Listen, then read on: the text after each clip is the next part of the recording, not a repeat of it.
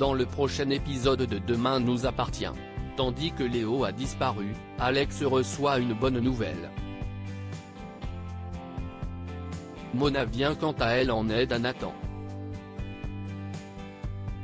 Attention, les paragraphes qui suivent contiennent des spoilers sur l'épisode de Demain nous appartient demain soir sur TF1.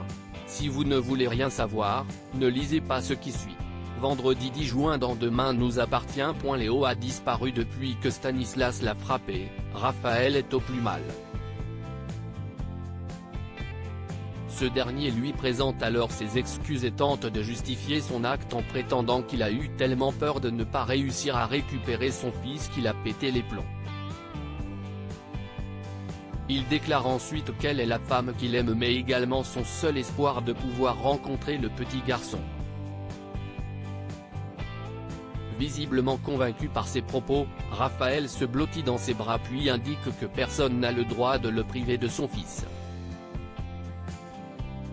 Pendant ce temps, le commandant Constant et Sébastien Perrault font le point sur l'enquête. Comme le skipper a reconnu qu'il était en France au moment de la mort d'Ève Roussel, Martin a demandé le dossier d'enquête au commissariat de Morlaix. De plus, un nouvel élément pourrait les aider à en savoir davantage sur le passé de Stanislas. En effet, les policiers ont appris qu'il avait eu une liaison 3 ans plus tôt avec une certaine Isabelle Cotin. Non loin de là, Audrey, Stanislas ainsi que leurs avocats respectifs sont entendus par un juge. Tandis que Sophie tente de démontrer que Stanislas n'est pas un modèle de stabilité, Raphaël essaie quant à elle de prouver que son compagnon saura offrir à Léo un foyer stable et équilibré. Lorsqu'elle entend Maître Perrault l'accuser de mettre l'équilibre psychique de Léo en danger, Audrey perd son sang-froid puis accuse Stanislas d'être un meurtrier. En partant, Audrey s'en veut terriblement d'avoir agi sous le coup de l'émotion. Sophie assure alors que rien n'est encore perdu avant de préciser que ce n'est que le début de la bataille. Quand Damien la rejoint, Audrey s'effondre malgré tout dans ses bras en murmurant qu'elle a été nulle. De son côté, Stanislas reproche à Raphaël de ne pas avoir été assez réactive face à Audrey. En colère, il tape du poing sur la table.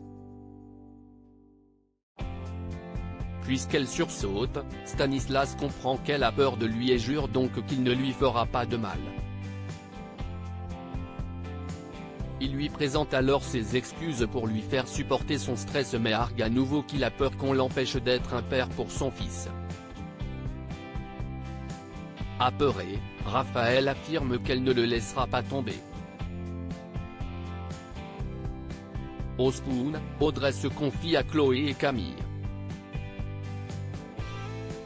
L'adolescente peine à croire que sa mère aide Stanislas à lui enlever la garde de Léo.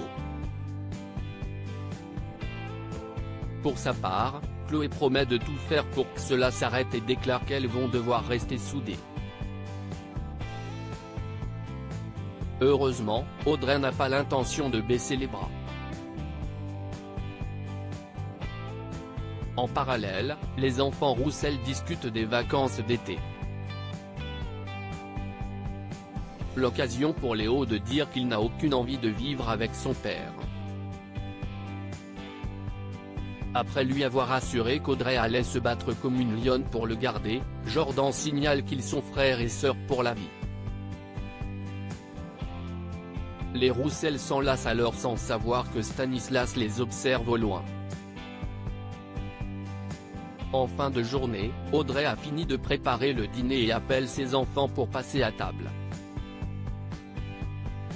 Seulement, Léo est parti jeter les poubelles et a disparu. Pendant qu'Audrey panique, Jordan part immédiatement à la recherche de son petit frère. En vain. Lizzie tente bien de le joindre sur son téléphone mais il est resté à la maison.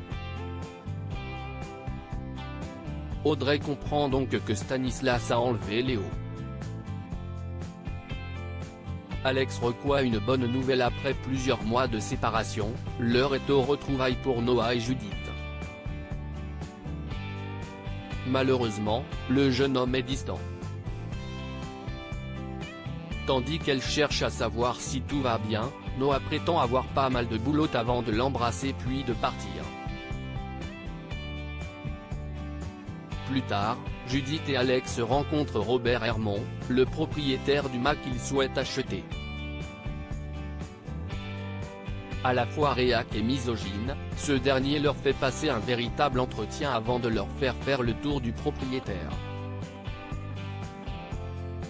Il leur présente alors Justin, un employé, et précise que le futur propriétaire devra s'engager à la garder. Sur le chemin pour rejoindre Noah au Spoon, Judith passe plus tard devant son mât et voit un panneau changement de propriétaire. Dos au mur, le petit-fils indique qu'il ne s'en sortait plus car son grand-père lui a laissé une tonne de dettes. Malgré ses tentatives, cela n'a pas suffi pour sauver l'exploitation familiale et il a donc mis le mât en vente avant que la banque ne l'oblige à le faire. Voyant qu'il s'en veut, Judith tente de lui remonter le moral en assurant qu'il a toujours fait son maximum. En fin de journée, Alex reçoit un appel de l'agence et annonce ensuite le sourire aux lèvres à Judith et Chloé que le propriétaire a accepté de leur vendre l'exploitation. Mona vient en aide à Nathan à l'approche des épreuves du bac. Nathan doit réviser s'il veut obtenir son diplôme. Malheureusement, il ne peut ni se concentrer ni même dormir à cause du bruit au foyer.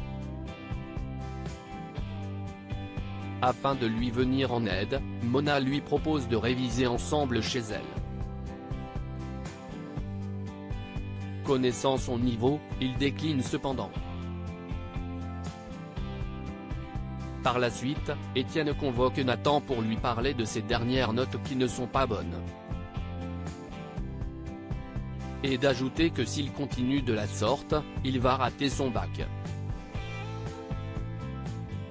Avec une mauvaise note à son dernier contrôle d'histoire, la journée de Nathan ne s'améliore pas vraiment. Bien qu'elle n'ait pas le niveau, Mona lui donne quand même rendez-vous chez elle à 17 h pour réviser. Pour son grand oral, Nathan aimerait choisir pour sujet, la parole du citoyen à travers les âges.